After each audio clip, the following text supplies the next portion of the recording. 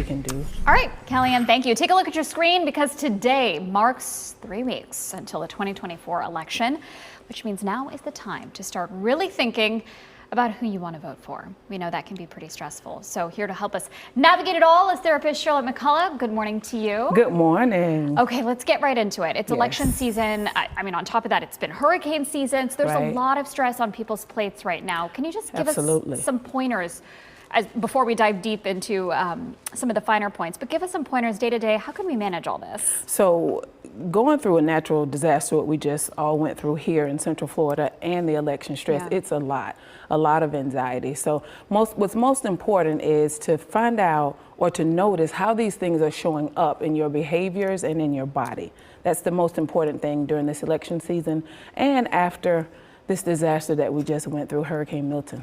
I think that for so many of us, we get caught up in our own stress that maybe we're not able to identify it. Sometimes it takes a loved one to identify it for us.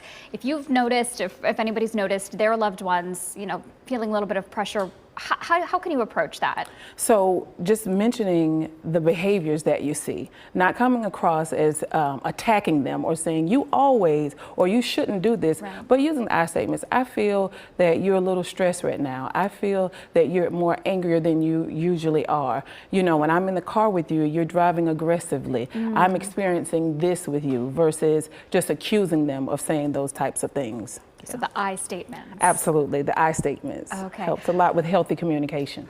Well, speaking of healthy communication, during election season, there are a lot of conversations that are had, a lot of opposing viewpoints.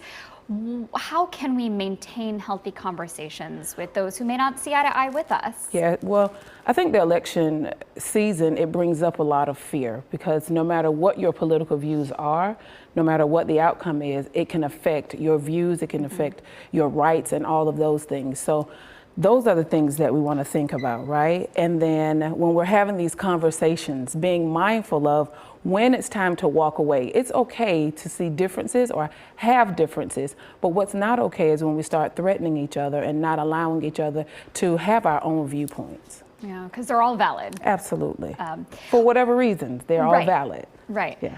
So what is your advice in terms of daily practice? What can we all make a conscious effort to do to sort of stay on this, balanced path? So to make it really quick, I have an acronym that I offer my clients, and the acronym is REST. So the R is for resetting. When you're out in the community and you're in the thick of things, just reset. Pull back sometimes when you notice in your body or in your behaviors you're going overboard or people are telling you you're going overboard, reset. The E is for evaluating. Thinking about what you need psychologically, what your children need, what your family need, what your employees need during this time. And the S is for self-care. Oh, I love that one. Just taking care of yourself during this time. And the T is for togetherness. There's this thing where sometimes when we're upset or we're feeling that we're not supported, we tend to retreat and isolate. And right now is not the time during this election season to isolate and be alone with ourselves. So staying connected with our family members, our friends, and those that do support our views. Oh, that's great advice. Okay, so rest, that's easy enough to remember. And something that I think we can carry through with us for the next couple of months as we get through this together. Charlotte, thank you so much for joining us this morning. Thank you for having me today.